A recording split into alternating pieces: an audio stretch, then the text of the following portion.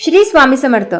घरात सतत भांडणे होत असतील, अशांतता असेल तर हे 7 उपाय नक्कीच करून बघा. यामुळे तुमच्या घरातील वातावरण बदलू शकते. घरात सुख शांती हवी असेल तर हे उपाय नक्कीच करा. गुप्त पारंपरिक उपाय.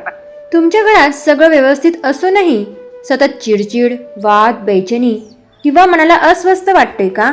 कधी कधी घर सुंदर असतं, घरात देवघरही असतं, सगळ्या सोयी असतात, पण तरीही घरात शांतता आणि समाधान कमी झाल्यासारखं वाटतं. अशा वेळी आपल्या जुन्या परंपरांमध्ये काही अतिशय साधे उपाय सांगितलेले आहेत. यांपैकी काही उपाय अमावस्या किंवा पौर्णिमेला, तर काही रोजच्या जीवनात श्रद्धेने करता येतात. आज मी तुम्हाला असे 7 पारंपरिक आध्यात्मिक उपाय सांगणार आहे, जे घरातील वातावरण सकारात्मक ठेवण्यासाठी केले जातात. यातील शेवटचा उपाय विशेषतः पती पत्नींमध्ये वारंवार भेद होत असतील तर पारंपरिक मान्यतेनुसार केला जातो. म्हणून हा व्हिडिओ अगदी शेवटपर्यंत बघत राहा. नमस्कार मंडळी, स्वागत आहे स्वामी सेवा या आपल्या चॅनलवर. आजचा विषय आहे घरात सुख, समाधान आणि सकारात्मक वातावरण टिकवण्यासाठी केले जाणारे काही पारंपरिक आध्यात्मिक उपाय.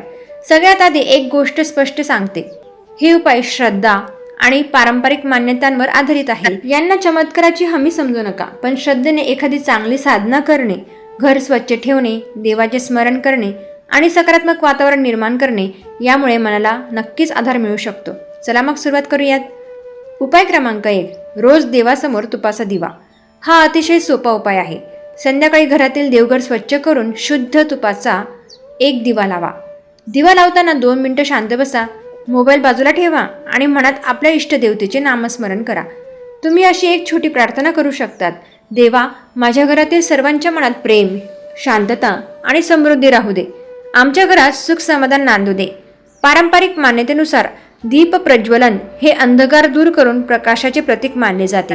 आणि खरं सांगायचं तर रोज काही मिनिटं शांत बसण्याची ही एक सवयही मनाला खूप आधार देते. उपाय क्रमांक 2, अमावस्या किंवा पौर्णिमेचा दही भात हा उपाय. हा उपाय आपल्या परंपरेत काही ठिकाणी केला जातो. अमावस्या किंवा पौर्णिमेच्या दिवशी साधा भात शिजवून त्यात दही मिसळा. यामध्ये मीठ किंवा तिखट घालू नका. आता त्या दही भाताचे थोडेसे अन्न एका स्वच्छ जागी पक्षी किंवा प्राण्यांसाठी ठेवा. हे करताना मनात आपल्या पूर्वजांचे नामस्मरण करा आणि शांतपणे प्रार्थना करा, माझ्या पूर्वजांना शांती लाभो आणि माझ्या घरावर त्यांचे आशीर्वाद राहोत. हा उपाय पितरांप्रती कृतज्ञता व्यक्त करण्याच्या भावनेने केला जातो. अन्न वाया न घालवता ते जीवांना देणे ही सुद्धा एक चांगली सेवा आहे. उपाय क्रमांक 3, जेवणाची ही एक छोटीशी सवय. आपल्या घरातील वातावरणावर आपल्या रोजच्या सवयींचाही परिणाम होतो. म्हणून एक साधी सवय लावा. जेवणाची ताटं किंवा अन्न घरभर तसेच ठेवू नका. जेवण झाल्यानंतर जागा स्वच्छ करा, अन्नाचा आदर करा आणि शक्य असेल तेव्हा थोडे अन्न पक्षी किंवा गरजू जीवांसाठी बाजूला ठेवा. आपल्या परंपरेत अन्नाला अन्नपूर्णेचे रूप मानले जाते, त्यामुळे अन्नाचा अपमान न करणे ही सुद्धा एक प्रकारची सेवाच आहे. उपाय क्रमांक 4, उंबरठ्याची शुद्धता. उंबरठा म्हणजे घराचे प्रवेश करण्याची जागा. म्हणून घराचा उंबरठा हा नेहमी स्वच्छ ठेवणे हे महत्त्वाचे आहे. परंपरेनुसार काही घरांमध्ये विशेष दिवसांवर हळद किंवा नैसर्गिक शुद्धीकरणाच्या वस्तूंचा वापर करून उंबरठ्याची स्वच्छता केली जाते. तुम्ही मात्र हा उपाय अगदी सोप्या पद्धतीने करू शकतात. उंबरठा स्वच्छ पाण्याने पुसा, त्यानंतर छोटासा दिवा लावा आणि देवाचे स्मरण करा. मनात म्हणा, या घरात येणाऱ्या प्रत्येक व्यक्तीसाठी प्रेम, शांतता आणि मंगल भावना राहू दे. कारण घराची स्वच्छता ही सुद्धा सकारात्मक वातावरणाचाच एक महत्त्वाचा भाग आहे. उपाय क्रमांक 5, धार्मिक ग्रंथांचे वाचन. हा उपाय मला अधिक विशेष वाटतो. दररोज मोठा ग्रंथ वाचण्याची गरज नाही. फक्त 5 ते 10 मिनिटे एखाद्या आवडत्या संतांचे चरित्र, नामस्मरण, स्तोत्र किंवा आध्यात्मिक ग्रंथ नक्की वाचा.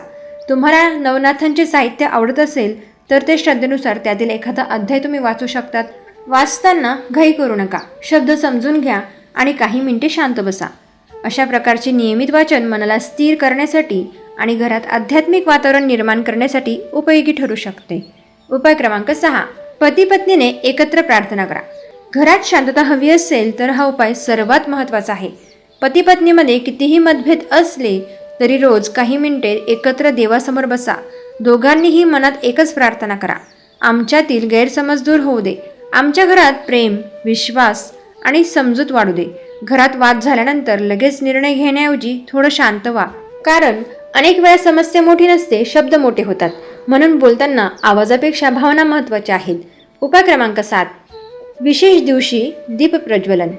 अमावस्या, पौर्णिमा किंवा शनिवारी संध्याकाळी घरातील देवघरात श्रद्धेने दिवा लावा.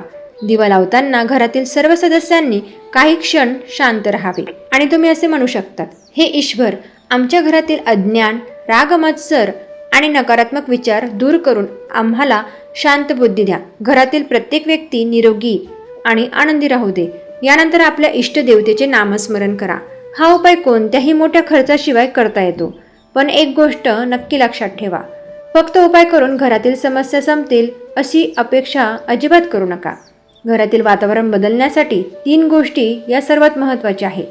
पहिली गोष्ट म्हणजे स्वच्छता, दुसरी देवाचे नामस्मरण आणि सकारात्मक विचार, तिसरी महत्त्वाची गोष्ट म्हणजे घरातील व्यक्तींशी प्रेमाने बोलणे. घरात रोज पूजा होत असेल पण एकमेकांशी सतत कटू शब्द बोलले जात असतील तर मनाला शांतता मिळणे जरा कठीणच आहे. म्हणून देवपूजेसोबत माणुसकीची आणि प्रेमाची पूजा देखील करा. आता तुमच्यासाठी एक महत्त्वाचा प्रश्न, तुमच्या घरात सध्या सर्वात जास्त कोणती गोष्ट जाणवते?